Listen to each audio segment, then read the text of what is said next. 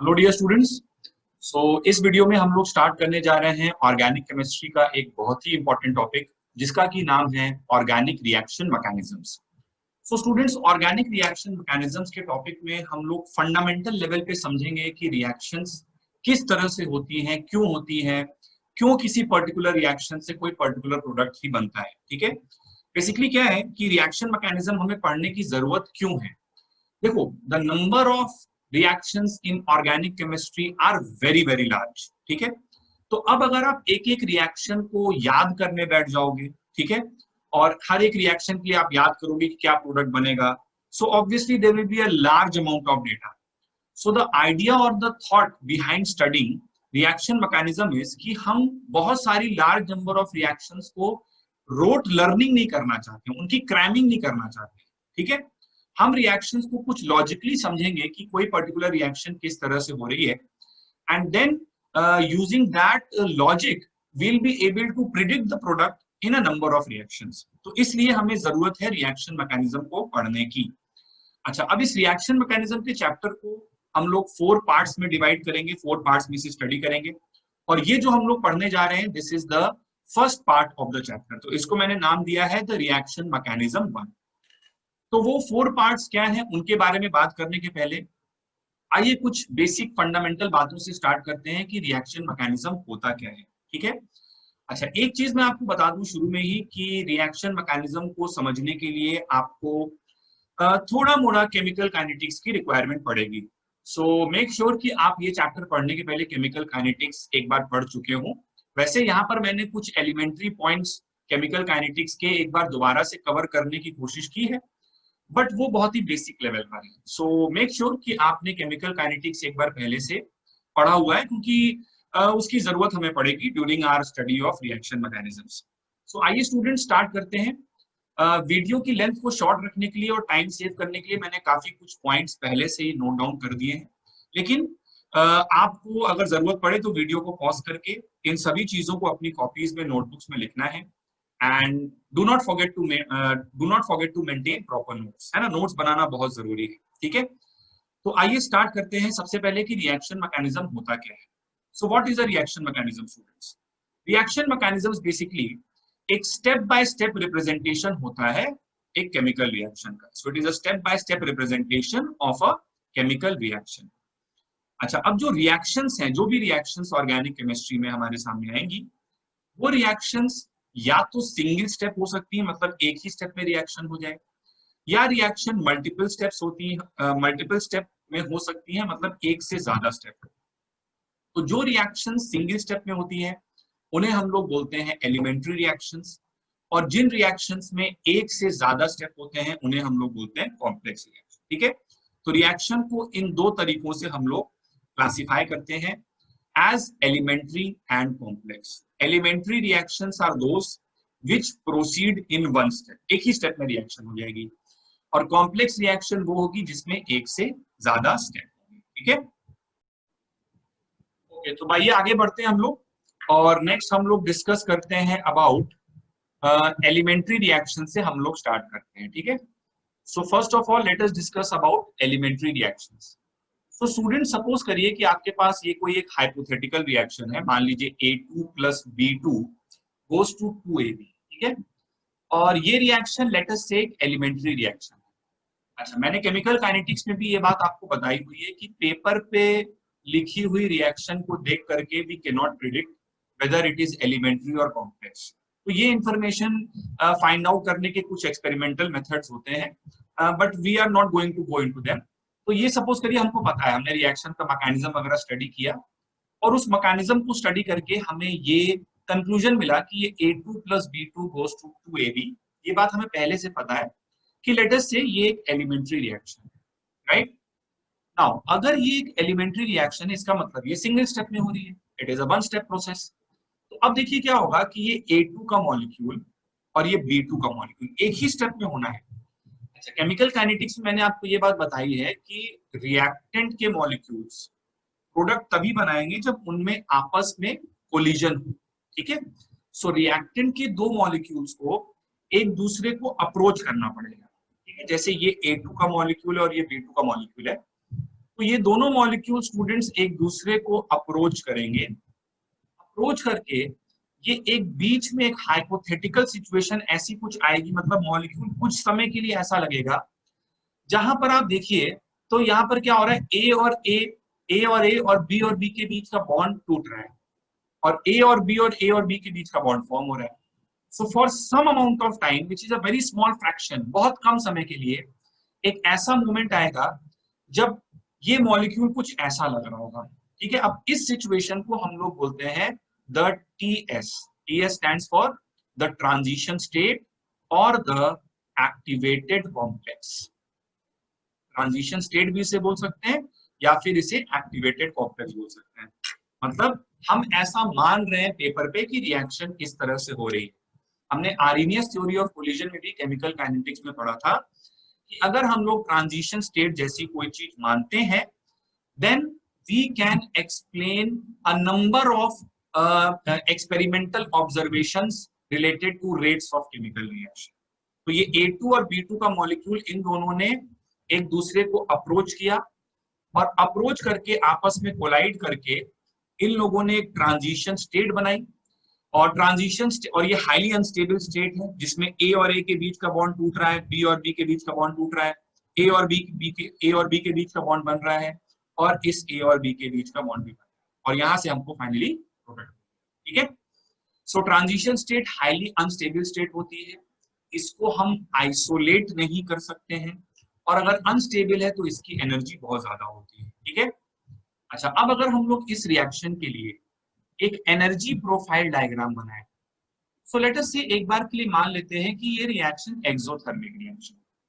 If the reaction is exothermic, then the value of delta H, हमने thermodynamics में पढ़ा है कि वो लेस देन 0 आएगा।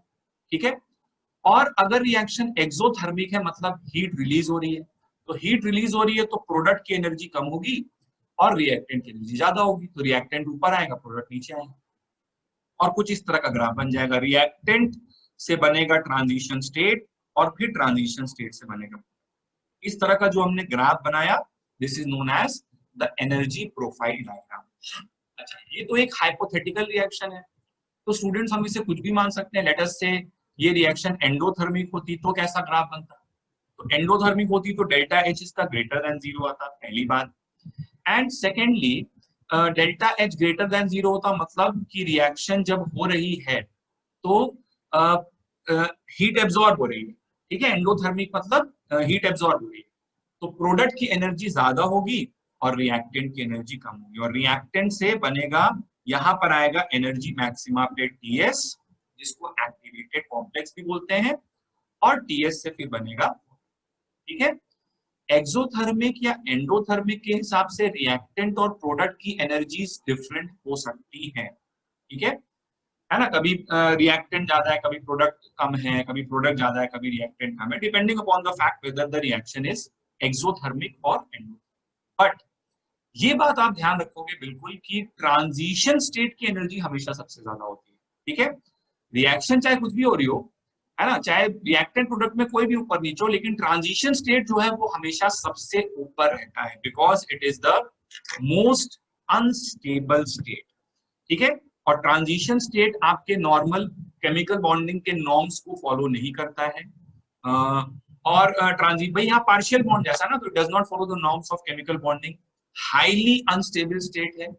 इनफैक्ट कुछ किताबों में लिखा भी रहता है कि अगर ये एग्जिस्ट करता भी होगा तो 10 की पावर -24 सेकेंड्स के लिए एग्जिस्ट करता होगा, तो 10 की पावर -24 आप सोच सकते हो कि कितना छोटा टाइम है। And that is why you need to keep this in mind कि transition state can not be isolated. ठीक है, तो ये बात हो गई related to elementary reaction. Next हम लोग डिस्कस करते हैं कॉम्प्लेक्स रिएक्शन। कॉम्प्लेक्स रिएक्शन क्या होती है स्टूडेंट्स, जहां पर मोर देन वन स्टेप हो, a reaction having more than one step. ठीक है, अच्छा वो सब जो अलग अलग इंडिविजुअल स्टेप्स हैं वो अपने आप में एलिमेंट्री है। ठीक है, जैसे मैंने बोला, मान लो कोई एक रिएक्शन है, इसी रिएक्शन को ले लेते हैं, ये तो एक हाइपोथेटिकल रिएक्शन है, A2 + B2 goes to 2ABA reaction.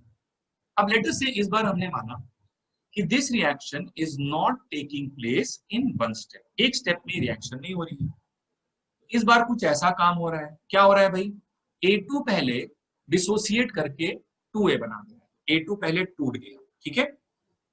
ये स्टेप अपने आप में एक एलिमेंट्री स्टेप है ना, ये तीन स्टेप में हो रही। तो A2 पहले डिसोसिएट होकर 2A बनाया, फिर यहां से जो A बना वो B2 के साथ कंबाइन किया और उसने बनाया AB प्लस B, और ये जो B बना और A के ऊपर से बचा हुआ है, इन लोगों ने कंबाइन करके फिर से B बनाया। अब अगर आप इन तीनों स्टेप्स को ऐड कर दोगे तो फिर से आपको ये ओवरऑल रिएक्शन मिल जाएगी, ठीक है। बट इस बार ये जो रिएक्शन है, this is not taking place in a single step, more than one step है। ऐसी रिएक्शंस कॉम्प्लेक्स रिएक्शंस कहलाती हैं, ठीक है। अच्छा, ये सब जो इंडिविजुअल अलग अलग स्टेप्स हैं ये अपने आप में एलिमेंट्री है। जैसे ये एक स्टेप है तो ये एलिमेंट्री स्टेप है, ठीक है। ये एक स्टेप है तो ये भी एलिमेंट्री स्टेप है, ये 3 वाला वैसे भी ये भी एक एलिमेंट्री स्टेप है, but the overall reaction is composed of all these 3 steps. अब कॉम्प्लेक्स रिएक्शन की एक खास पहचान होती है कि कॉम्प्लेक्स रिएक्शन में देखिए, जिनको मैंने ब्लू से सर्किल कर रखा है, कॉम्प्लेक्स रिएक्शन के जब आप अलग अलग इंडिविजुअल स्टेप्स को एनालाइज करोगे तो सबसे पहले तो उन इंडिविजुअल स्टेप्स को जोड़ने पर, ठीक है, ये ओवरऑल रिएक्शन आ जानी चाहिए। ये जो आपने इंडिविजुअल अलग अलग स्टेप्स लिखे हैं इसी को मैकेनिज्म ऑफ द रिएक्शन बोलते हैं, ठीक है। तो इन इंडिविजुअल स्टेप्स को जोड़ने पर ये ओवरऑल रिएक्शन आनी चाहिए, तभी आपका मैकेनिज्म सही, अदरवाइज मैकेनिज्म गलत है, ठीक है। First point.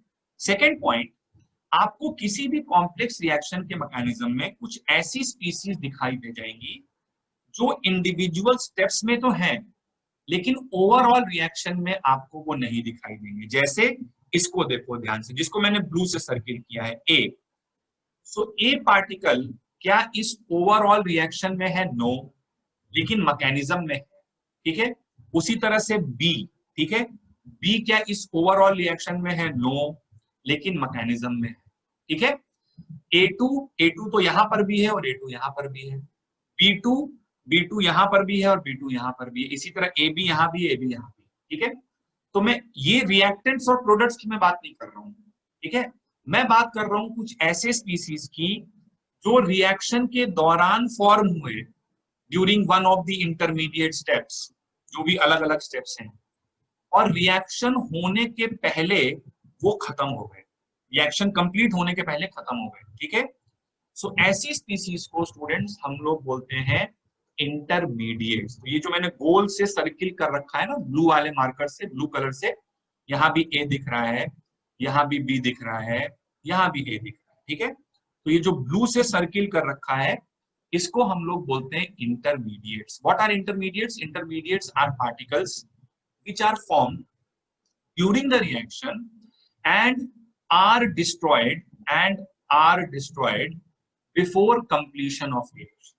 रिएक्शन के दौरान ही बनते हैं और रिएक्शन कंप्लीट होने के पहले वो रिएक्शन मिक्सचर से खत्म हो जाते हैं। ऐसे पार्टिकल्स को हम लोग इंटरमीडिएट बोलते हैं, ठीक है। और हमारी ऑर्गेनिक केमिस्ट्री में हम जितनी भी रिएक्शंस पढ़ेंगे उनमें टोटल कुल मिला जुला कर हमारे सामने जो भी रिएक्शंस आएंगी उसमें 6 इंटरमीडिएट्स होंगे, ठीक है। उनके नाम मैं पहले जीओसी में भी बता चुका हूं, दोबारा बताने में टाइम वेस्ट नहीं करूंगा, जब एक्चुअल रिएक्शन आएगी आप वहां पे देख लें, ठीक है। सो 6 इंटरमीडिएट्स की बेसिकली हमको पढ़ाई करनी है। अच्छा, बहुत सारे स्टूडेंट्स रिएक्शन इंटरमीडिएट को ट्रांजिशन स्टेट से कंफ्यूज कर देते हैं ना, ये गलती मत करना। Reaction intermediate is not transition state, इसलिए मैंने अलग अलग लिख दिया है। रिएक्शन मीडिएट एक एक्चुअल पार्टिकल है यार जो फॉर्म हो रहा है, जैसे कार्बोकटायन, कार्बन आयन, ठीक है, फ्री रेडिकल। सो ये सब रिएक्शन इंटरमीडिएट्स हैं which are actually formed and they can be isolated. इनको आप एक्सपेरिमेंटली अलग कर सकते हो, आइसोलेट कर सकते हो, right. So reaction intermediate is not transition state. Transition state एक इमेजिनरी हाइपोथेटिकल स्टेट है जो बहुत कम देर के लिए एग्जिस्ट करती है। इंटरमीडिएट आइसोलेट हो सकता है, एक्सपेरिमेंटली डिटेक्ट किया भी जा सकता है। So please keep this in mind that reaction intermediate is not equals to transition state, ये काफी इंपॉर्टेंट है। एंड रिएक्शन इंटरमीडिएट को, जैसा कि मैंने बताया आपको थोड़ी देर पहले, हम लोग उसे आइसोलेट कर सकते हैं, ठीक है, दे कैन बी आइसोलेटेड। अच्छा स्टूडेंट्स, नाउ एक इंपॉर्टेंट काम की बात देखिए, एक कॉम्प्लेक्स रिएक्शन में जैसे A2 plus B2 goes to 2AB, ये जो रिएक्शन है, ठीक है, अब ये कोई एक स्टेप में तो हो नहीं रही है, इसमें तीन अलग अलग स्टेप्स हैं, ठीक है, तीन अलग अलग स्टेप्स, राइट। तो ये जो तीन अलग अलग स्टेप्स हैं, ये तीनों स्टेप्स अपने आप में एलिमेंट्री हैं, ठीक है। तो अब क्या है कि यहाँ पे हर अलग अलग स्टेप की, हर एक अलग अलग स्टेप की एक ट्रांजिशन स्टेट बनेगी। जैसे ये फर्स्ट स्टेप है, ये एक एलिमेंट्री स्टेप है, तो यहाँ पर जितने स्टेप्स होंगे उतनी अलग अलग ट्रांजिशन स्टेट बनेगी। सो दिस इज TS1। TS1 मतलब पहले स्टेप की ट्रांजिशन स्टेट, TS2 दूसरे स्टेप की ट्रांजिशन स्टेट, एंड TS3 मतलब तीसरे स्टेप की ट्रांजिशन स्टेट। TS1 कैसा लगेगा? A और A के बीच का बॉन्ड टूट रहा है, बस पहले स्टेप में क्या हो रहा है, A और A के बीच का बॉन्ड डिसोसिएट हो रहा है, ठीक है, तो A2 के बीच का बॉन्ड टूटा। सेकेंड स्टेप में क्या हो रहा है, A और B के बीच का बॉन्ड फॉर्म हो रहा है और B और B के बीच का बॉन्ड टूट रहा है। ऐसा कुछ TS2 का भी नीचे नीचे आपको तीनों का फिगर दिख जाएगा। आप पहले बस ये पहचान लो कि हर स्टेप में क्या क्या हो रहा है, और A और B में, A और B के थर्ड स्टेप में A और B के बीच में बॉन्ड फॉर्म हो रहा है, राइट। सो अगर हम लोग यहाँ पर TS1, TS2 और TS3 को एनालाइज करें, तो ये देखिए आपके रेफरेंस के लिए मैंने पहले से बना कर रखा है, ये TS1 होगा, bond between A and A form हो रहा है। ये TS2 होगा, A और B के बीच का बॉन्ड फॉर्म हो रहा है और B और B के बीच का बॉन्ड टूट रहा है, और ये TS3 होगा। मतलब हम चाहें तो अपनी कॉपीज में ये नोट कर सकते हैं, कॉम्प्लेक्स रिएक्शन के लिए या इनफैक्ट किसी भी रिएक्शन के लिए, एलिमेंट्री के लिए भी बात हुआ है, एलिमेंट्री में एक ही स्टेप होता है, एक ही ट्रांजिशन स्टेट होती है, कॉम्प्लेक्स में एक से ज्यादा एलिमेंट्री स्टेप्स हैं, तो इसलिए ज्यादा ट्रांजिशन स्टेट है। So basically what I am saying is that the number of steps is equals to number of TS, ठीक है। एंड रिमेंबर कि TS तो सबसे ज्यादा एनर्जी के होते हैं, मैक्सिमा पे आते हैं, जब हम लोग एनर्जी प्रोफाइल डायग्राम बनाते हैं तो ट्रांजिशन स्टेट्स मैक्सिमा पर आते हैं, ठीक है। So number of steps is equals to number of TS is equals to the number of maxima on energy versus time graph, ठीक है, number of maxima on energy versus time graph, ये बात आप लोग ध्यान रखेंगे, ठीक है। अच्छा, अब क्या है कि कॉम्प्लेक्स रिएक्शन में जो अलग अलग स्टेप्स होते हैं, जो इंडिविजुअल स्टेप्स हैं, उन सभी की स्पीड बराबर नहीं होती है, सबकी स्पीड या रेट जो है वो अलग अलग होता है। सो उन सब अलग अलग अलग स्टेप्स में से जो पर्टिकुलर स्टेप सबसे स्लो स्पीड से हो रहा होगा वही डिसाइड करेगा the overall speed of the reaction, या उसको केमिस्ट्री में ऐसे भी बोला जाएगा the overall rate of the reaction, ठीक है। बहुत बेसिक सी बात है यार, इसको मैं केमिकल काइनेटिक्स में बहुत सिंपल से एग्जांपल से एक्सप्लेन भी करता हूँ। जैसे लेट अस से एक शर्ट बनाने की फैक्ट्री है और वहां पे 3 वर्कर्स काम कर रहे हैं, एक शर्ट को काटता है, दूसरा उसको सिलता है और तीसरा उसमें बटन वटन लगा के उसकी पैकेजिंग कर देता है, ठीक है। तो काटने वाला बहुत एफिशिएंट है, 1 घंटे में 100 कपड़ा काट देता है, 100 शर्ट के कपड़े की कटिंग कर देता है। सिलने वाला थोड़ा सा रिलेटिवली स्लो है, तो उसको सिलने में थोड़ा टाइम लगता है, तो वो 1 घंटे में 50 शर्ट सिल पाता है। और जो बटन लगाने वाला और पैकिंग करने वाला आदमी है वो सबसे स्लो सुस्त आलसी आदमी है, 1 घंटा में क्या 5 ही शर्ट में बटन लगा पाता है और 5 ही शर्ट की पैकिंग कर पाता है, ठीक है। नाउ अब मुझे ये बताओ कि काटने वाले ने 100 काटा, सिलने वाले ने 50 सिला और बटन लगाने वाले ने 5 में बटन लगाया, तो 1 घंटे के बाद कितनी शर्ट फैक्ट्री से बन के मिलेगी? ऑब्वियसली 5 ही मिलेगी भाई, है ना। अब वो काटने वाला कितनी भी काट दे, इससे क्या फर्क पड़ता है, जब फाइनली प्रोडक्ट तो हमें बटन लगा के तभी तो मार्केट में हम लोग भेज सकते हैं ना उसे। ऐसा तो है नहीं कि बिना बटन लगी हुई, बिना पैकेज की हुई शर्ट कोई खरीद लेगा, ठीक है। तो फाइनली जो सबसे स्लो आदमी था उसने डिसाइड किया कि ओवरऑल फैक्ट्री का प्रोडक्शन रेट क्या है, और अगर तुम्हें फैक्ट्री का प्रोडक्शन रेट अपना बढ़ाना होगा तो तुम जो शर्ट काटने वाला है उसको तो नहीं जाके डांटोगे यार तुम बहुत धीरे काम कर रहे हो, तुम्हारी वजह से सब गड़बड़ हो रहा है, नहीं। तुम किसको टाइट करोगे? जो बटन लगा रहा है उसको बोलोगे यार जल्दी काम करो, अपनी स्पीड बढ़ाओ, तुम्हारी वजह से सब लोग जो है इतना बैकलॉग इकट्ठा हो गया, ठीक है। तो उसी तरह से एक कॉम्प्लेक्स रिएक्शन में जब अलग अलग स्टेप्स रहेंगे, ठीक है, तो ऐसे सिचुएशंस में व्हाट विल हैपन इज कि जो सबसे स्लोएस्ट स्टेप है वो डिसाइड करेगा the overall rate of the reaction, ठीक है। और इस स्लोएस्ट स्टेप को हम लोग बोलते हैं द RDS।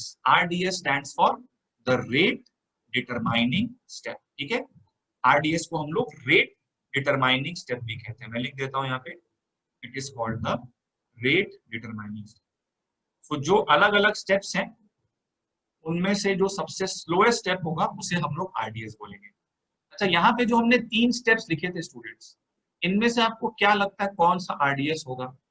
देखिए, पहला वाला स्टेप जो है वो एक हाईली एंडोथर्मिक स्टेप है, क्योंकि उसमें सिर्फ बॉन्ड टूट रहा है। फर्स्ट स्टेप में only bond dissociation is taking place and bond dissociation is always endothermic. दूसरे स्टेप में एक बॉन्ड टूट रहा है तो एक बॉन्ड बन भी रहा है, तो ये एक्सो भी हो सकता है, एंडो भी हो सकता है, कुछ कह नहीं सकते, डिपेंडिंग की कौन सा बॉन्ड मजबूत है और कौन सा बॉन्ड वीक है। ठीक है, कौन सा बॉन्ड स्ट्रॉन्गर है और कौन सा बॉन्ड वीक है। बट फर्स्ट स्टेप तो फॉर श्योर एंडोथर्मिक होगा। सेकेंड स्टेप एंडो एक्सो कुछ भी हो सकता है, हाइपोथेटिकल है, तो ऐसे कमेंट नहीं किया जा सकता कि विच bond is stronger. And third will be exothermic. Third में तो सिर्फ बॉन्ड फॉर्म हो रहा है, so this for sure will be exothermic. Now अब क्या है कि अगर हम इन तीनों स्टेप्स को कंपेयर करें, इनको हम लोग एनर्जी प्रोफाइल डायग्राम पे अगर देखें, तो इस रिएक्शन के लिए एनर्जी प्रोफाइल डायग्राम कुछ ऐसा बनेगा। देखिए, ये A2 प्लस B2 ये इनिशियल रिएक्टेंट्स है। ठीक है, यहां से TS1 बनाते हुए मैंने पहला वाला स्टेप करवाया। ठीक है, और इन तीनों स्टेप्स में अगर मैं बात करूं तो मुझे इस बात की हल्की सी फील आनी चाहिए कि यार पहला वाला स्टेप ही सबसे स्लो होगा, क्योंकि वहां पे मुझे सिर्फ बॉन्ड तोड़ना है। फर्स्ट स्टेप में मुझे सिर्फ बॉन्ड तोड़ना है। सेकेंड स्टेप में मुझे बॉन्ड एक तोड़ना भी है और एक बनाना भी है, तो उसमें कंपैरिजन नहीं कर सकते हम लोग कि कौन सा होगा। But first for sure endothermic होगा और सबसे ज्यादा एनर्जी उसी में लगने वाली है, और इसलिए हम लोग बोल सकते हैं कि out of the given steps जो फर्स्ट स्टेप है उसमें एनर्जी ज्यादा लगने वाली, इसलिए वही स्टेप आरडीएस होगा। ठीक है, तो प्रोडक्ट की एनर्जी जो है, मतलब सबसे पहले तो प्रोडक्ट की एनर्जी काफी ज्यादा होगी। ठीक है, क्योंकि एंडोथर्मिक स्टेप है। तो A2 प्लस B2 से ये पहला TS1 बनाते हुए हमने ये फर्स्ट स्टेप कराया यहाँ पर, फिर ये दूसरा TS2 बनाते हुए ये हमने सेकंड स्टेप कराया। अच्छा, सेकंड स्टेप को मैंने हाइपोथेटिकली एक्सोथर्मिक मान लिया है। ठीक है, मैंने इसे एक्सोथर्मिक मान लिया है। ठीक है, और फिर थर्ड स्टेप का ट्रांजिशन स्टेट बनाते हुए ये मैंने फाइनल प्रोडक्ट 2AB बनाया। तो यहाँ पे हमारे पास है A2 प्लस B2 और यहाँ पर है हमारे पास 2AB। ओवरऑल रिएक्शन अगर देखो तो मैंने इसको एक्सोथर्मिक मानते हुए बनाया है। ओवरऑल रिएक्शन एक्सोथर्मिक मान लिया मैंने, क्योंकि 2AB की एनर्जी मैंने कम दिखाई है और A2 प्लस B2 की एनर्जी मैंने ज्यादा दिखाई है इस फिगर के हिसाब से। ठीक है, तो ओवरऑल रिएक्शन अगर एक्सोथर्मिक है तो इस टाइप का कुछ ग्राफ यहाँ बन जाएगा। और यहाँ जो 3 मैक्सिमा आपको दिख रहे हैं, ये तीनों 3 ट्रांजिशन स्टेट्स को रिप्रेजेंट कर रहे हैं। यहाँ पे रिएक्टेंट है, यहाँ पर प्रोडक्ट है, और यहाँ पर हमारे पास ये क्या रिप्रेजेंट कर रहे हैं, जो लोकल मिनिमाज हैं, दे रिप्रेजेंट द इंटरमीडिएट्स। ठीक है, तो इंटरमीडिएट्स की एनर्जी देखो ट्रांजिशन स्टेट से तो कम है, बट रिएक्टेंट और प्रोडक्ट से ज्यादा है। इंटरमीडिएट भी अनस्टेबल पार्टिकल है ना, कार्बोकटायन अनस्टेबल है, कार्बोनायन अनस्टेबल है, तभी तो वो रिएक्शन खत्म होने के पहले डिस्ट्रॉय हो जाता है। तो इंटरमीडिएट की एनर्जी टीएस से तो कम है, इंटरमीडिएट की एनर्जी ट्रांजिशन स्टेट से तो कम है, लेकिन रिएक्टेंट और प्रोडक्ट से इंटरमीडिएट की एनर्जी ज्यादा होती है, because intermediates are also unstable. और जिस स्टेप के लिए केमिकल काइनेटिक्स में हमने बात की हुई है कि जिस स्टेप के लिए एनर्जी बैरियर, जिसको हम लोग एक्टिवेशन एनर्जी भी बोलते हैं, कि वो सबसे ज्यादा होता है, वही स्टेप हमारा स्लो स्टेप या आरडीएस। तो इसीलिए मुझे रिएक्शन का मैकेनिज्म देखकर इस बात की फील आ गई थी कि पहला स्टेप आरडीएस है, और तभी मैंने फर्स्ट स्टेप के लिए जो बैरियर है उसको सबसे ज्यादा रखा है। सब्सिक्वेंटली फिर मैंने बैरियर कम रखे हैं, लेकिन फर्स्ट स्टेप का मैंने बैरियर सबसे ज्यादा रखा है। Right, so this is a very quick review you can से of the chemical kinetics part. ठीक है, जिसकी जरूरत हमें पड़ेगी। रिएक्शंस 2 टाइप की होती हैं, क्विकली एक बार रिकैप कर लेते हैं। रिएक्शन 2 टाइप की होती हैं, एलिमेंट्री एंड कॉम्प्लेक्स। एलिमेंट्री में एक ही स्टेप में हो जाता है, तो वहां पर क्या है, आप जैसे जैसे रिएक्टेंट की कंसेंट्रेशन बढ़ाओगे तो स्पीड ऑफ द रिएक्शन या रेट ऑफ द रिएक्शन बढ़ेगा। लेकिन कॉम्प्लेक्स में एक से ज्यादा स्टेप्स होते हैं, और उन सब अलग अलग स्टेप्स में से कोई एक स्टेप होगा हमेशा जिसका रेट सबसे कम होगा, और जिस स्टेप का रेट सबसे कम होगा स्टूडेंट्स, उसी को हम लोग बोलते हैं the rate determining step, which is also known as the RDS और द स्लो स्टेप। और वही ओवरऑल रिएक्शन का रेट डिफाइन या ओवरऑल रिएक्शन का रेट डिसाइड करता है। Clear so far? आगे बढ़ते हैं। नेक्स्ट हम लोग डिस्कस करेंगे the types of organic reactions. तो ऑर्गेनिक रिएक्शंस को हम लोग ब्रॉडली 4 कैटेगरीज में डिवाइड करते हैं। सबसे पहले हम लोग स्टडी करते हैं about addition reactions. Let us first of all discuss addition reactions. So what are addition reaction? भाई एडिशन मतलब क्या होता है? जुड़ना। तो दो सिंपल मॉलिक्यूल्स, जैसे मान लीजिए ये C डबल बॉन्ड C है और ये AB कोई मॉलिक्यूल था, इनके बीच में रिएक्शन हो और ये AB इससे कंबाइन कर जाए, है ना? तो एडिशन मतलब जुड़ना। तो दो सिंपल मॉलिक्यूल्स अगर कंबाइन करके ऐड होकर एक सिंगल प्रोडक्ट बना लें, तो ऐसी रिएक्शन को हम लोग एडिशन रिएक्शन बोलेंगे। C डबल बॉन्ड C में अनसैचुरेशन यहाँ प्रेजेंट था तो AB जाकर ऐड हो गया। जैसे एल्कीन का हाइड्रोजनेशन हो जाता है, डबल बॉन्ड और यहाँ पर H सिंगल बॉन्ड H ले लो तो HH यहाँ पर ऐड हो जाएगा। या उसी तरह यहाँ पे C डबल बॉन्ड वो है तो इसकी रिएक्शन AB के साथ हो तो ये पाई बॉन्ड ब्रेक हो जाए और A और B यहाँ पे आके ऐड हो जाए। ठीक है स्टूडेंट्स? तो ऐसी रिएक्शंस को हम लोग बोलते हैं एडिशन रिएक्शंस।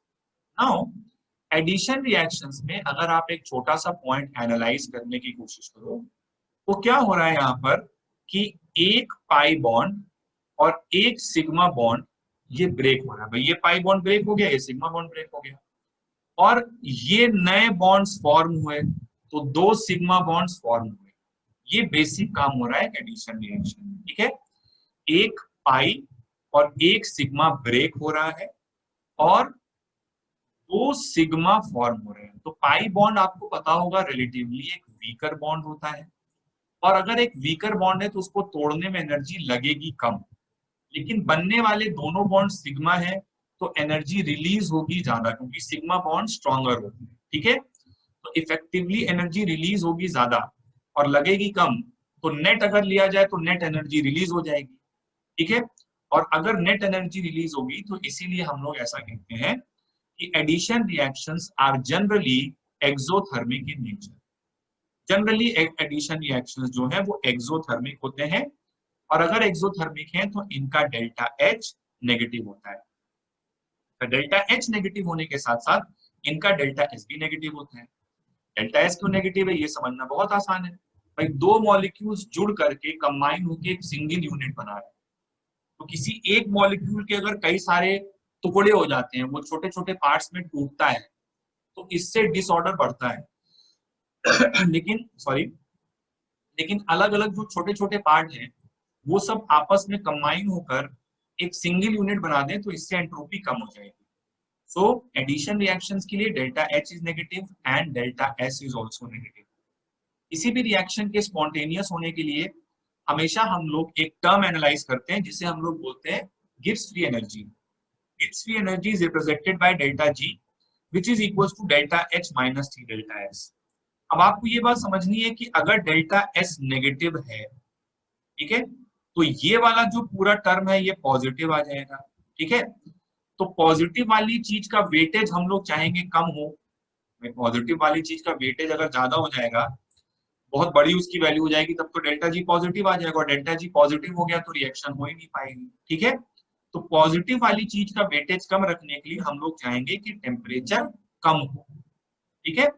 और टेम्परेचर कम हो तो इसीलिए हम लोग बोलते हैं कि addition reactions are generally spontaneous और फेवरेबल एट लो टेम्परेचर। ठीक है? तो ये बात आपको समझनी है कि एडिशन रिएक्शंस लो टेम्परेचर पर फेवरेबल रहती है।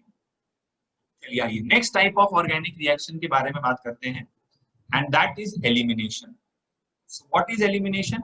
It is just the reverse of addition. Just the reverse of addition. ठीक है?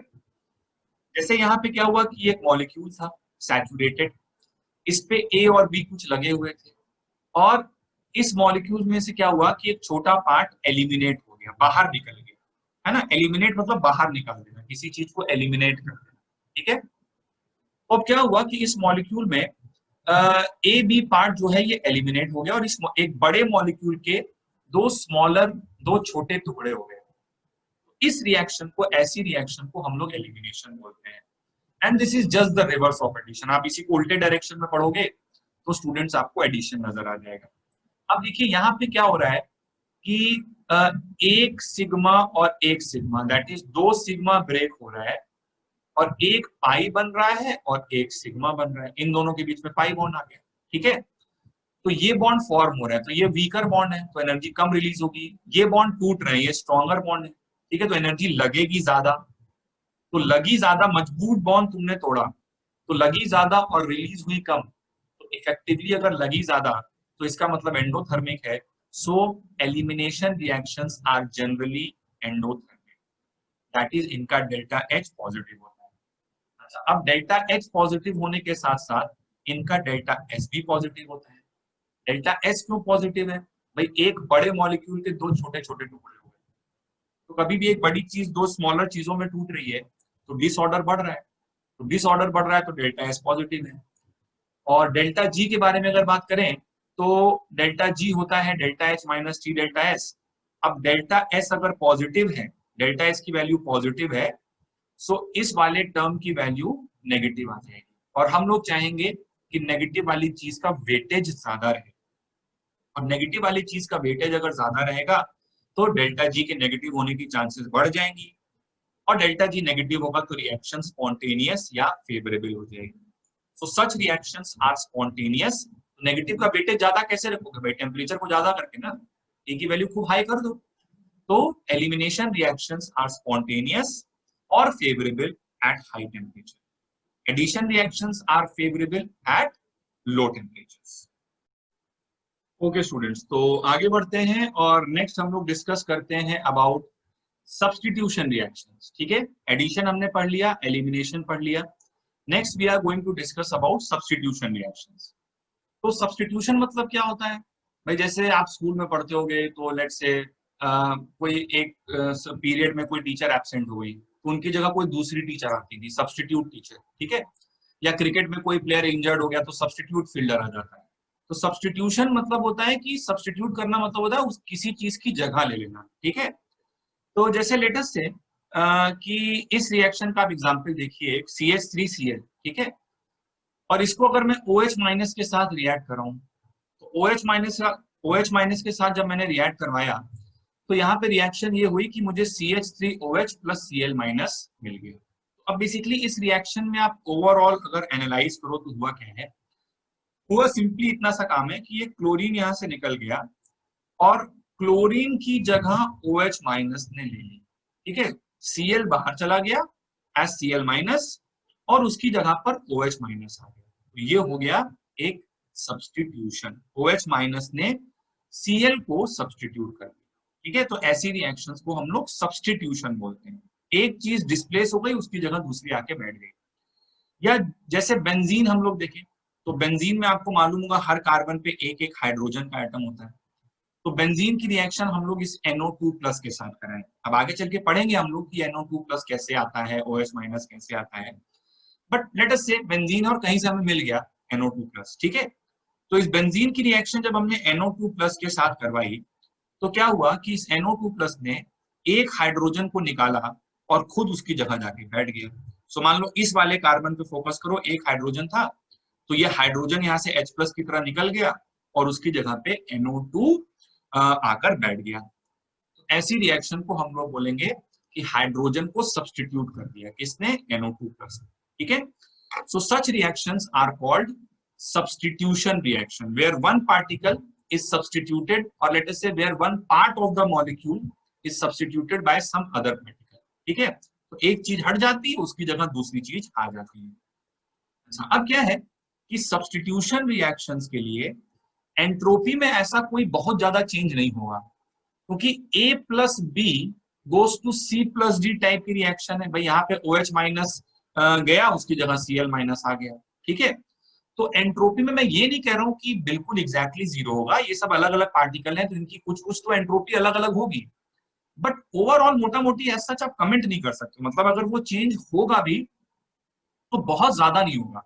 तो सब्स्टिट्यूशन रिएक्शंस के लिए there is a point that entropy change जो है वो ऑलमोस्ट जीरो होता है, मतलब बहुत कम होता है, ठीक है।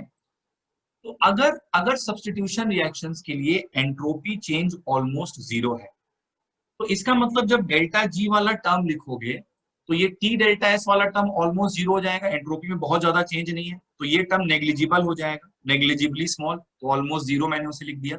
ये क्या लिखा हुआ है, अप्रोक्सीमेटली जीरो, ठीक है। तो ये ऑलमोस्ट जीरो हो जाएगा।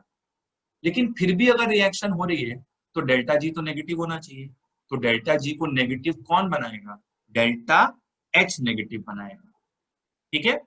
तो ये बात आपको ध्यान रखनी कि सब्स्टिट्यूशन रिएक्शंस के लिए एंट्रोपिकली वाला टर्म या एंट्रोपी वाला टर्म जो है वो फेवर्ड नहीं होता है, वो ऑलमोस्ट जीरो होता है। अगर ये रिएक्शंस होनी है then these reactions can only take place when delta H is negative. अगर डेल्टा H नेगेटिव होगा तभी डेल्टा G नेगेटिव आएगा। और डेल्टा H कब नेगेटिव होगा, डेल्टा H तब नेगेटिव होगा जब ये नया बनने वाला बॉन्ड पुराने टूटने वाले बॉन्ड से स्ट्रॉन्गर हो। समझे मेरी बात को भाई, यहाँ पे कार्बन क्लोरीन के बीच का बॉन्ड टूटा और कार्बन ऑक्सीजन के बीच का बॉन्ड बना, यही तो हुआ, और तो कुछ हुआ नहीं। तो ये नया बनने वाला बॉन्ड अगर मजबूत होगा तभी तो नेट एनर्जी रिलीज होगी और तभी तो ये एक्सोथर्मिक आएगा और तभी तो रिएक्शन स्पॉन्टेनियस होगा, otherwise reaction will be not spontaneous. उसी तरह यहाँ पे कार्बन हाइड्रोजन बॉन्ड टूटा और कार्बन नाइट्रोजन बॉन्ड बना, तो अगर ये नया बॉन्ड पुराने बॉन्ड से स्ट्रॉन्गर होगा तभी सब्स्टिट्यूशन रिएक्शन हो पाएगी, otherwise it will not be favourable, backward चली जाएगी, ठीक है। कोई भी रिएक्शन जो फॉरवर्ड डायरेक्शन में स्पॉन्टेनियस नहीं होती उसे हम क्या बोलते हैं, स्पॉन्टेनियस इन बैकवर्ड डायरेक्शन। ऐसा तो मैंने आपको थर्मोडायनेमिक्स में भी पढ़ाया हुआ है। अच्छा, फिर यहाँ पे आप अगर देखिए तो ये मैंने OH माइनस और NO2 प्लस के नीचे ये पिंक पिंक निशान लगाया है, तो इनके बारे में भी छोटी सी चर्चा है, आगे चल के और डिटेल में चर्चा होगी कि इनको हम लोग क्या बोलेंगे, इनको हम लोग बोलेंगे अटैकिंग पार्टिकल्स, ठीक है। अटैकिंग पार्टिकल्स क्या होते हैं, those particles which initiate the reaction. OH minus और NO2 प्लस क्या है, अटैकिंग पार्टिकल है, और अटैकिंग पार्टिकल वो होते हैं विच इनिशिएट द रिएक्शन, जो रिएक्शन को स्टार्ट करते हैं, उन्हें हम लोग बोलते हैं अटैकिंग पार्टिकल। भाई ये बेंजीन अपना स्टेबल मॉलिक्यूल है, चुपचाप पड़ा हुआ था, इसको क्या करना, इसको कोई रिएक्ट करने की जरूरत थोड़ी ना थी। ये क्यों रिएक्ट किया, जब NO2 प्लस आया इसके पास तभी तो रिएक्ट किया ना, नहीं तो बेंजीन तो एरोमेटिक सिस्टम में बहुत स्टेबल है। तो ये रिएक्शन किसने चालू करवाई, NO2 प्लस ने। उसी तरह CH3Cl अपना पड़ा हुआ है मजे से, क्या दिक्कत है, मिथाइल क्लोराइड। जब OH माइनस आया तब ये रिएक्शन चालू हुई, ठीक है ना। तो इनको हम लोग अटैकिंग पार्टिकल्स बोलते हैं, और अटैकिंग पार्टिकल्स इलेक्ट्रॉन रिच भी हो सकते हैं और इलेक्ट्रॉन डेफिशिएंट भी हो सकते हैं, अभी आगे पढ़ेंगे और बस नाम सुन लो अभी। अगर अटैकिंग पार्टिकल इलेक्ट्रॉन रिच है तो उसको बोलते हैं न्यूक्लियोफाइल, और अगर अटैकिंग पार्टिकल इलेक्ट्रॉन डेफिशिएंट है, इलेक्ट्रॉन्स की कमी है, तो उसको बोलते हैं इलेक्ट्रोफाइल, ठीक है। जैसे यहाँ पर OH माइनस एक न्यूक्लियोफाइल है और इस रिएक्शन को तुम बोलोगे न्यूक्लियोफिलिक सब्स्टिट्यूशन, न्यूक्लियोफाइल के आने से सब्स्टिट्यूशन हुआ, this is a nucleophilic substitution reaction. ये भी एक सब्स्टिट्यूशन रिएक्शन है, लेकिन ये सब्स्टिट्यूशन रिएक्शन एक electron deficient species that is NO2 plus के आने से चालू हुई। NO2 प्लस इलेक्ट्रॉन डेफिशिएंट है, इसको इलेक्ट्रोफाइल बोलते हैं। तो ये भी एक सब्स्टिट्यूशन रिएक्शन है, इसको तुम बोलोगे इलेक्ट्रोफिलिक सब्स्टिट्यूशन रिएक्शन। और इनफैक्ट ये सब्स्टिट्यूशन कहाँ पे हुआ है, ये एरोमेटिक रिंग में हुआ है, इसीलिए इस रिएक्शन को बहुत विस्तार में आगे चल के पढ़ेंगे, इलेक्ट्रोफिलिक एरोमेटिक सब्स्टिट्यूशन, डिटेल में इसका एनालिसिस करेंगे। इसी तरह इसका भी डिटेल में एनालिसिस करेंगे, न्यूक्लियोफिलिक सब्स्टिट्यूशन रिएक्शन, जिनको शॉर्ट फॉर्म में SN से रिप्रेजेंट होते हैं। समझ पा रहे हैं आप मेरी बातों को, ठीक है। ये वाली कौन सी है, न्यूक्लियोफिलिक सब्स्टिट्यूशन, ये वाली रिएक्शन, ठीक है। क्यों न्यूक्लियोफिलिक सब्स्टिट्यूशन है, OH माइनस इलेक्ट्रॉन रिच है भाई, न्यूक्लियोफाइल ने रिएक्शन चालू करी। और ये वाली रिएक्शन कौन सी है, ये है electrophilic substitution, electrophilic aromatic substitution, ठीक है।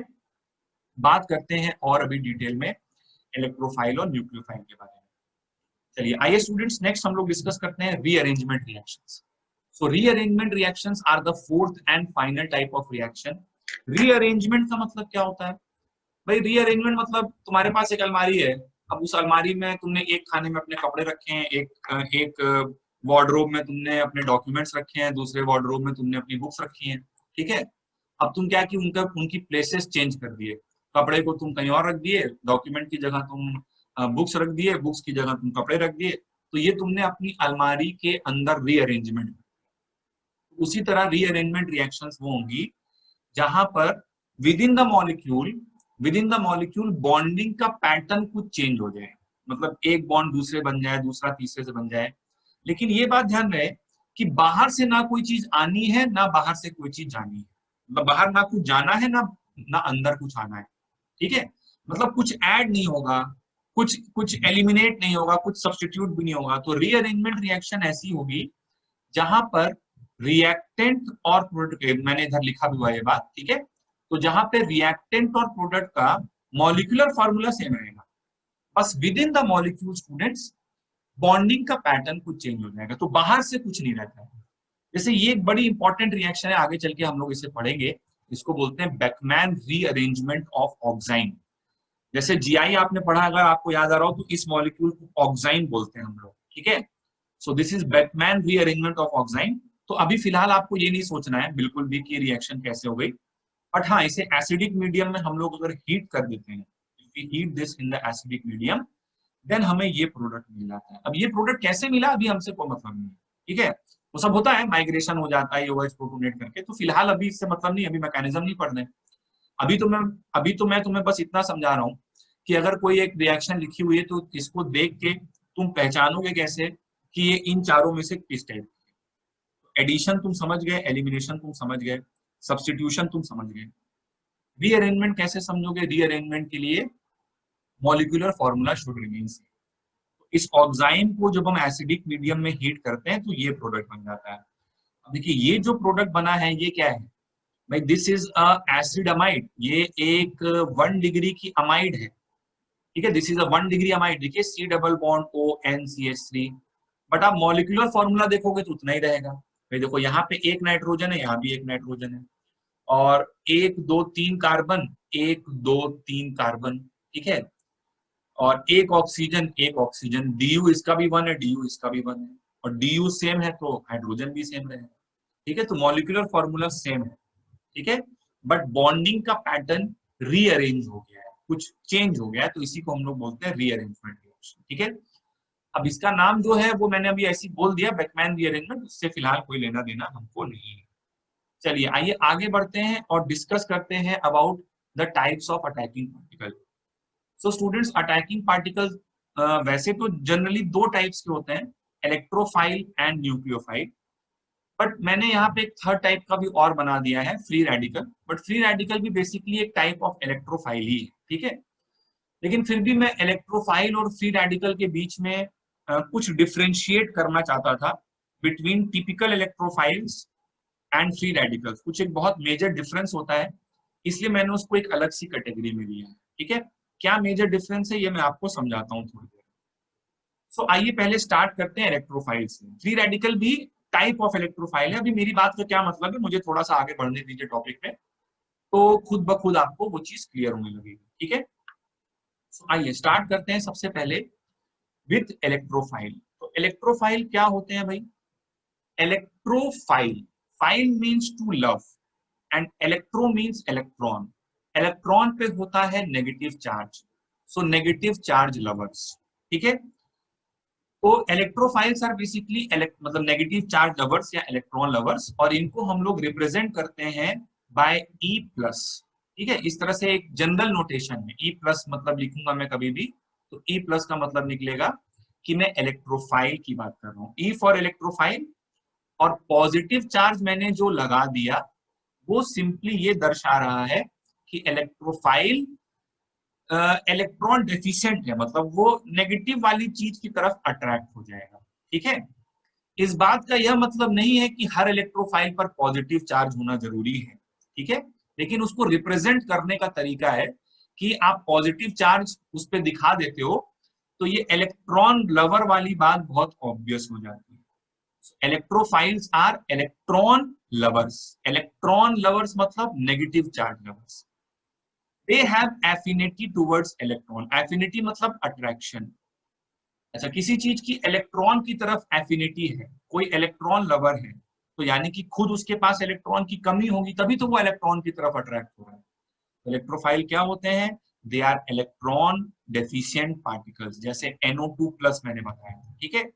और ये क्या करते हैं कि they attack the electron rich site of molecule, molecule की उस जगह पर जाकर ये धावा बोलते हैं जहां पर इलेक्ट्रॉन्स पहले से एक्सेस क्वांटिटी में, इलेक्ट्रॉन्स की रिचनेस जहां पर है उस तरफ ये अट्रैक्ट होंगे। और ऐसा इसलिए होगा क्योंकि इनके खुद के पास इलेक्ट्रॉन्स की कमी है। यहाँ पर हमको सिर्फ ये समझना है कि इलेक्ट्रोफाइल्स का जनरल मीनिंग क्या होता है। ऐसा कोई क्वेश्चन की तैयारी नहीं करनी है कि दुनिया में जितने भी इलेक्ट्रोफाइल हो सकते हैं सबका नाम लिखो, ठीक है। वो तो ऑब्वियसली जैसे जैसे हम लोग रिएक्शंस पढ़ते चलेंगे, जो जो हमारी रिएक्शंस हमारे सामने आएंगी, उनमें कहाँ कहाँ पर कौन कौन सा इलेक्ट्रोफाइल आएगा ये तो हम लोग अलग अलग समय पे देखेंगे। But still from my side I have tried to classify the electrophiles based upon experience. ये कोई ऑफिशियल क्लासिफिकेशन नहीं है, किसी किताब में आपको नहीं मिलेगा, लेकिन हाँ अलग अलग रिएक्शंस ऑफ ऑर्गेनिक केमिस्ट्री को जो इतने साल से मैंने देखी हैं, जो पढ़ी हैं, जो जेई के सिलेबस में है, बहुत सारी ऐसी भी हैं जो जेई के सिलेबस में नहीं है, बट मेरी जितनी ऑर्गेनिक केमिस्ट्री का ज्ञान है उसके बेसिस पर मैंने इलेक्ट्रोफाइल्स को कुछ सर्टेन कैटेगरीज में क्लासिफाई किया है, ठीक है। क्या क्या वो, अच्छा एक चीज और, इलेक्ट्रोफाइल के पास इनकम्प्लीट ऑक्टेट या फिर वेकेंट डी होता है, तभी तो वो इलेक्ट्रॉन्स की तरफ अट्रैक्ट होगा ना भाई। ऑक्टेट उसका खुद का इनकम्प्लीट है या वेकेंट डी ऑर्बिटल है, ठीक है। तो इलेक्ट्रोफाइल ऐसे आप समझोगे इलेक्ट्रॉन लवर और नेगेटिव चार्ज लवर, और जो चीज नेगेटिव चार्ज की तरफ अट्रैक्ट होगी उसके खुद के पास इलेक्ट्रॉन्स की कमी होगी। तो अब जो most common type of electrophile जो ज्यादातर रिएक्शंस में हमें दिखाई देंगे, they will be positively charge, ठीक है। तो पॉजिटिवली चार्ज क्या हो सकते हैं भाई? H plus, Cl plus, Br plus, NO2 plus, nitronium, nitrosonium, CH3 plus carbocation, CH3 C double bond O plus, यहाँ पे प्लस चार्ज कार्बन पर है ना। ये एक बहुत इंपॉर्टेंट रिएक्शन हम लोग पढ़ेंगे, फ्रीडल क्राफ्ट एसाइलेशन, इसको हम लोग पढ़ेंगे फ्रीडल क्राफ्ट एल्काइलेशन, ठीक है। Halogenation, bromination, nitration of benzene, ये सभी इलेक्ट्रोफाइल्स अलग अलग समय पे हमारे कोर्स में हमारे सामने आते रहेंगे। They are all positively charge, और पॉजिटिवली चार्ज है तो मुझे ये तो बताने की जरूरत नहीं है कि भाई ये इलेक्ट्रॉन्स की तरफ अट्रैक्ट होंगे क्योंकि इनके ऊपर प्लस चार्ज है, ठीक है। अच्छा स्टूडेंट्स, एक और चीज में जो मैं आपको समझाना चाहूंगा यहीं पर, वो ये है कि कहीं आप ऐसा ना सोच लें कि हर पॉजिटिवली चार्ज चीज को आप उठा के इलेक्ट्रोफाइल बोल रहे हैं, नहीं। ये पॉजिटिवली चार्ज है, साथ साथ इनका ऑक्टेट भी कंप्लीट है।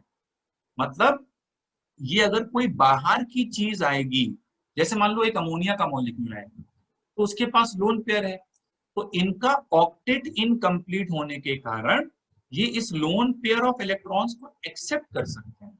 इलेक्ट्रोफाइल क्या है? इलेक्ट्रोफाइल को सिर्फ अट्रैक्ट नहीं होना है, अट्रैक्ट होके जाके पड़े नहीं रहना है, वहां पे रिएक्शन करनी है।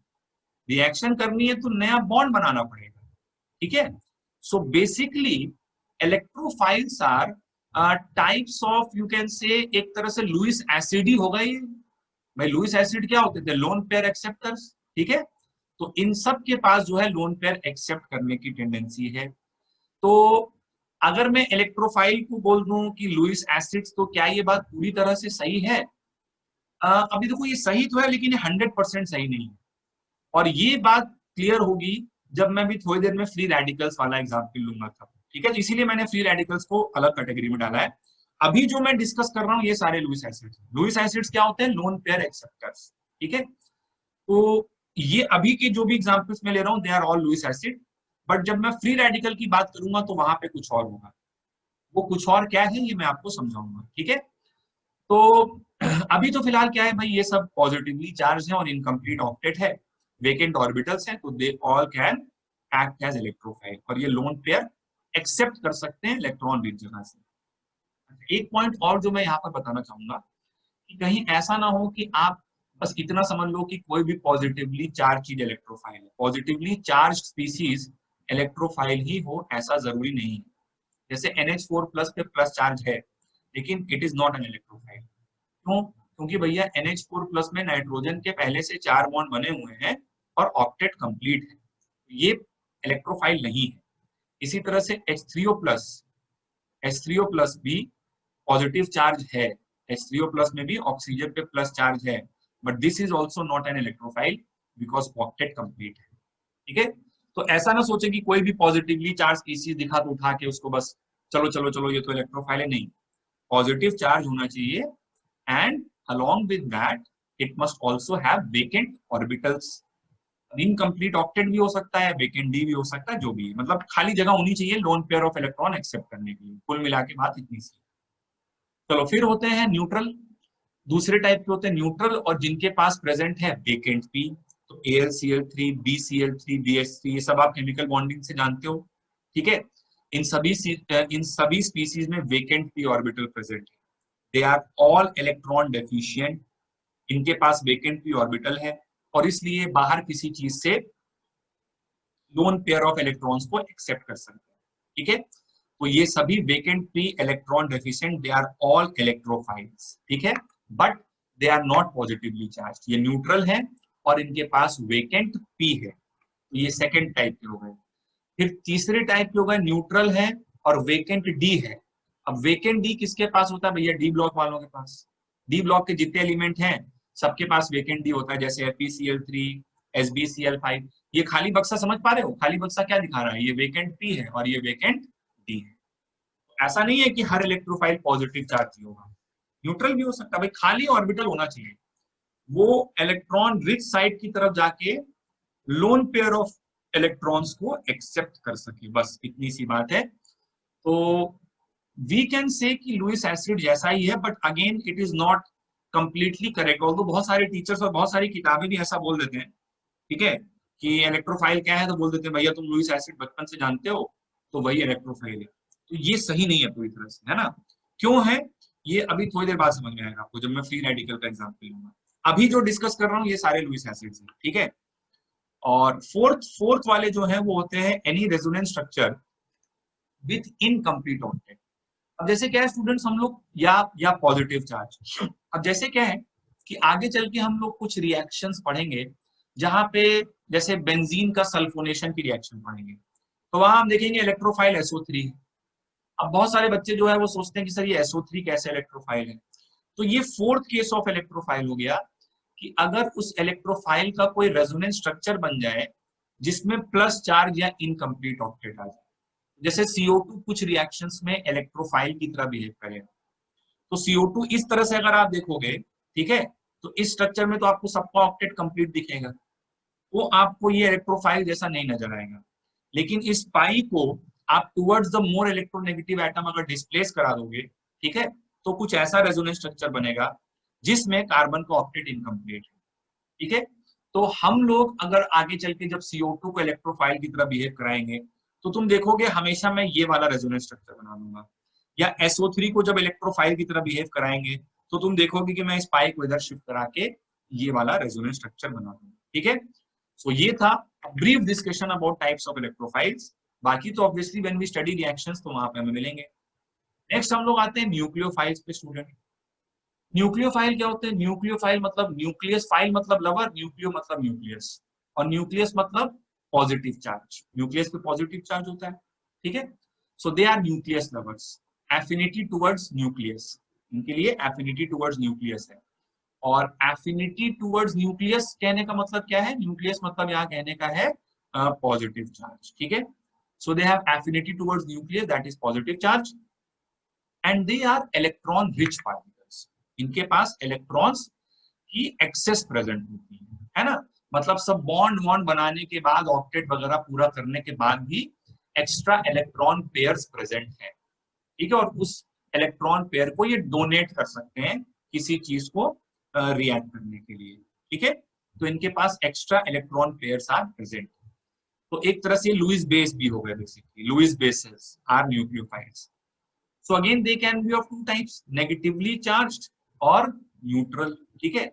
नेगेटिवली चार्ज के एग्जांपल्स यहाँ दिए हुए हैं, OH minus, SH minus, RCOO minus, CH3O minus, PHO minus, NH2 minus, and this is CH3 CH3 CH3O minus, ठीक है। तो ये सभी आपको समझ में आ रहा होगा, ऑक्टेट कंप्लीट होने के बाद इलेक्ट्रॉन रिच स्पीसीज हैं, इन सभी के पास एक्स्ट्रा लोन पेयर्स हैं एंड इनको ये डोनेट कर सकते हैं। तो all of them can act as what, they can act as nucleophiles, ठीक है, नेगेटिवली चार्ज्ड। जरूरी नहीं है कि हर न्यूक्लियोफाइल नेगेटिवली चार्ज ही हो, न्यूट्रल भी हो सकते हैं। जैसे ये मॉलिक्यूल्स मैंने यहाँ पे कुछ एग्जांपल लिए, water, ammonia, 1 degree amine, 2 degree amine, 3 degree अमीन, अभी 2 डिग्री तक बात करते हैं, वाटर, अमोनिया, 1 डिग्री, 2 डिग्री। तो इन सभी में देखिए ऑक्टेट कंप्लीट होने के बाद लोन पेयर्स आर प्रेजेंट, ठीक है, ऑक्टेट कंप्लीट हो गया है और लोन पेयर प्रेजेंट है, ठीक है। तो ये सभी न्यूक्लियोफाइल की तरह ऐड कर सकते हैं। अच्छा, अब अमोनिया में क्या है, ये अमोनिया डेरिवेटिव्स में अमीन्स में 1 degree is a nucleophile, 2 degree can also function as a nucleophile, but 3 degree amine nucleophile की तरह नहीं काम कर पाता। अब ऑब्वियसली क्वेश्चन आता है सर क्यों? देखो बेसिकली क्या है कि ये जितने भी है ना, मतलब इन सब के पास क्या एक एक हाइड्रोजन प्रेजेंट है। तो जब ये अपना एक लोन पेयर किसी भी ऑर्गेनिक रिएक्शन मैकेनिज्म में, तुम देखो कि जब भी मैं पानी को न्यूक्लियोफाइल की तरह बिहेव कराऊंगा, मतलब पानी को मैं न्यूक्लियस पॉजिटिव चार्ज की तरफ अट्रैक्ट कराऊंगा और पानी ये लोन पेयर डोनेट करेगा, ठीक है। तो लोन पेयर डोनेट करने के बाद ऑक्सीजन पे प्लस चार्ज आ जाएगा, ठीक है। ऑक्सीजन बहुत इलेक्ट्रोनेगेटिव है तो उसको प्लस चार्ज पसंद नहीं है। तो पानी का मॉलिक्यूल जब भी न्यूक्लियोफाइल की तरह बिहेव करेगा तो अपना लोन पेयर डोनेट करने के बाद उस पर प्लस चार्ज आएगा और उस प्लस चार्ज को खत्म करने के लिए ये एक H प्लस को यहाँ से कटा देगा, H प्लस निकल जाएगा तो फिर से वो न्यूट्रलाइज कर देगा। इस तरह से किसी भी ऑर्गेनिक रिएक्शन मैकेनिज्म में तुम देखोगे पानी जब भी न्यूक्लियोफाइल होगा, मैं नेक्स्ट स्टेप में हमेशा एक H plus minus H plus minus H plus minus H plus इस तरह से लिखूंगा। अब जिस तरह से ये काम पानी में हुआ उसी तरह से ये काम अमोनिया में भी हो जाएगा। अमोनिया में नाइट्रोजन का लोन पेयर डोनेट होगा, प्लस चार्ज आएगा, एक हाइड्रोजन कटा देगा, ठीक है। उसी तरह 1 डिग्री अमीन भी एक H प्लस निकाल देगा, 2 डिग्री भी निकाल देगा। लेकिन 3 डिग्री अमीन के पास ये सुविधा उपलब्ध नहीं है, क्योंकि 3 डिग्री अमीन के पास तीनों एल्काइल ग्रुप्स हैं और अगर तीनों एल्काइल ग्रुप्स हैं तो ये अपना लोन पेयर डोनेट करने के बाद पॉजिटिव चार्ज हो जाएगा और पॉजिटिव चार्ज नाइट्रोजन को बहुत ज्यादा पसंद नहीं आएगा, तो वो चाहेगा H प्लस बाहर हो, लेकिन H प्लस है ही नहीं। अब तुम बोलो सर कार्बोकटायन को निकाल दे, R निकाल दो, तो ऐसे एल्काइल ग्रुप इतना बड़ा ग्रुप थोड़ी ना निकाला जाता है।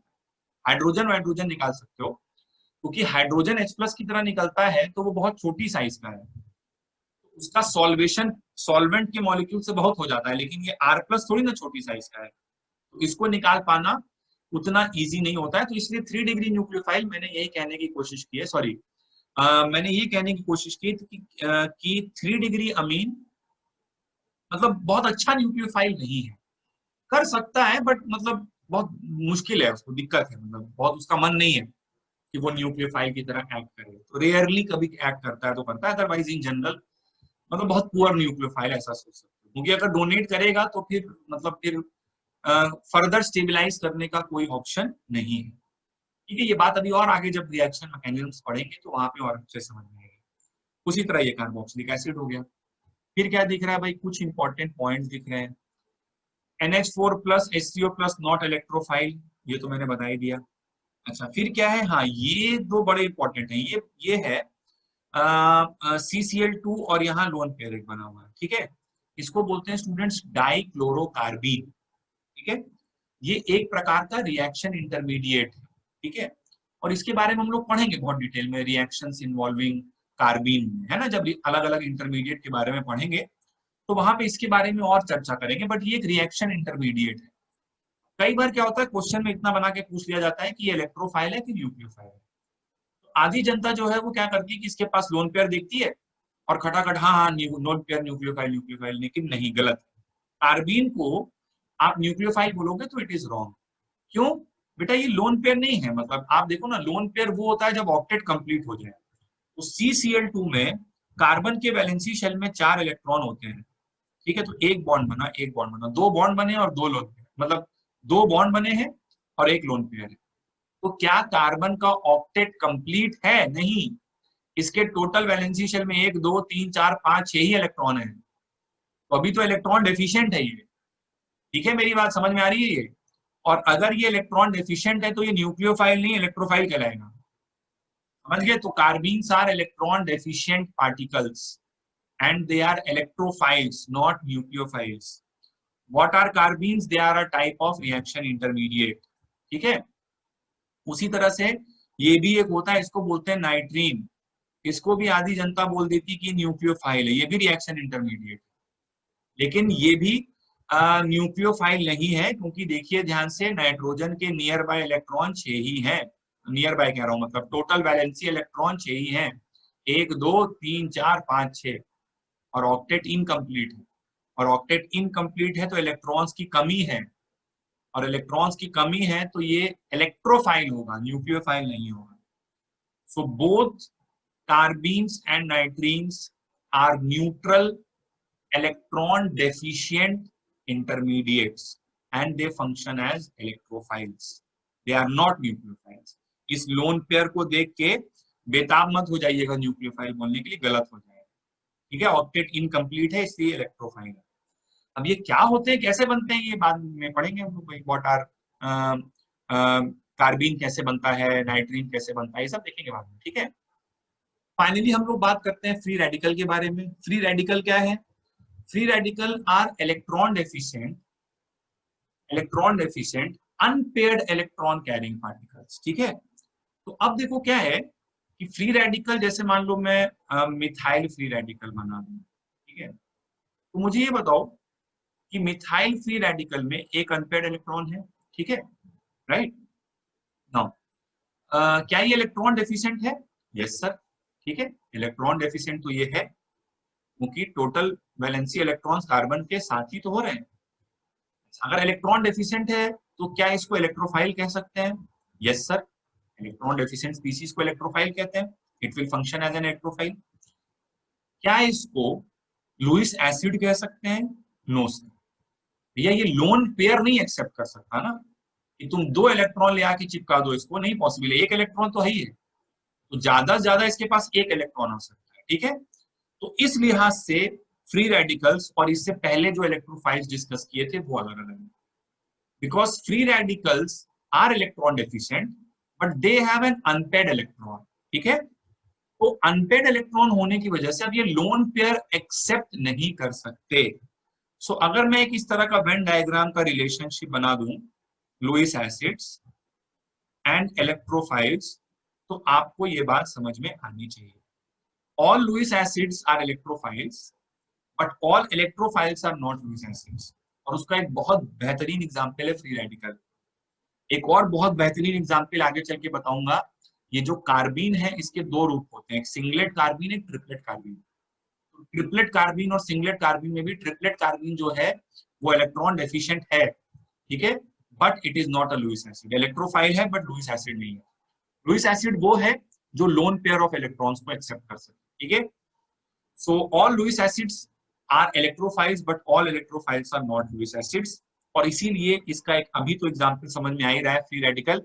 फ्री रेडिकल क्या होते हैं? अनपेयर्ड इलेक्ट्रॉन कंटेनिंग स्पीशीज होते हैं और इलेक्ट्रॉन डेफिशिएंट होते हैं। और अनपेयर्ड इलेक्ट्रॉन है तो ये बताने की जरूरत नहीं पड़नी चाहिए कि वो पैरामैग्नेटिक होंगे। और वो फॉर्म कैसे होते हैं? They are formed by homolysis. Homolysis क्या होता है? पहले भी मैंने कई बार बताया हुआ है, सिमेट्रिकल बॉन्ड क्लीवेज, है ना। मतलब ये बॉन्ड था तो इसका एक इलेक्ट्रॉन इधर चला गया और एक इलेक्ट्रॉन इधर चला गया। एक इलेक्ट्रॉन को आधी एरो से दिखाते हैं, सब बात पहले भी हो चुकी है, और इससे ए डॉट बन गया। ठीक है, so that's it in today's lecture students. इस वीडियो में हम लोग यहीं तक पढ़ते हैं, एक बेसिक ओवरव्यू मिल गया है हमको ऑर्गेनिक रिएक्शन मैकेनिज्म्स का। टाइप ऑफ अटैकिंग पार्टिकल के बारे में डिस्कशन हो गया, टाइप ऑफ अटैकिंग पार्टिकल के बारे में डिस्कशन हो गया, इलेक्ट्रोफाइल, न्यूक्लियोफाइल, फ्री रेडिकल, ये चर्चा हुई। And then we studied the very important the types of organic reactions, addition, elimination, substitution, rearrangement. ये सब नाम बार बार हमारी पढ़ाई में आगे आते रहेंगे। सो मिलेंगे हम लोग फिर से नेक्स्ट वीडियो में, और वहां पे हम लोग पढ़ेंगे the very important topic of rearrangement of carbonate. ठीक है, सो मिलते हैं नेक्स्ट वीडियो में। Till then take care of yourself and bye bye.